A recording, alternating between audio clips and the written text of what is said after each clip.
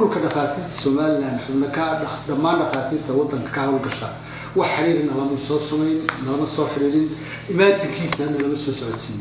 way jiraan xitaa dhaqaatiir aan waddanka u dhalan ururka dhaqaatiirta Soomaaliland weydiistay inay xubin ka noqdaan iyagoo oo soo maray nidaamka sharciga ah marka haba yaraatee dhakhtarkaas wax xiriir ah oo la soo sameeyay ururka dhaqaatiirta Soomaaliland ma jirto badan baa kala duwi kara waqtiga waxa kamid ah midna qiimaha oo kale qofka haduu yahay qof wax yar oo lacag aad u yar ku daweynaya saacad iyo la saacad qofku wuxuu shaqeyn karaa mid maantii 8 saacadood hadii uu qofkii 20 minute eego saacadii 3 qof uu eegi karo waa 8 saacadood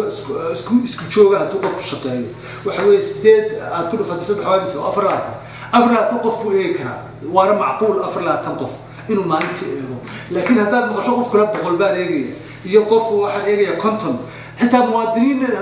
سير سومالي dhaqaatiira marar lagu eedeeyaa inay dad aad u far badan eegaan taas liftigeedu waa meel ka dhac ururka dhaqaatiirtu wuxuu cambaareynaya cid kasto hab dhaqan caynkaas ku dhaqanta oo xirfada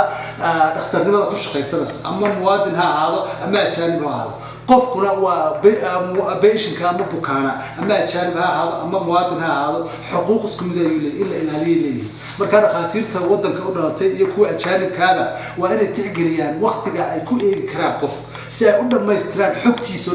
ay uga u dhameystirtaan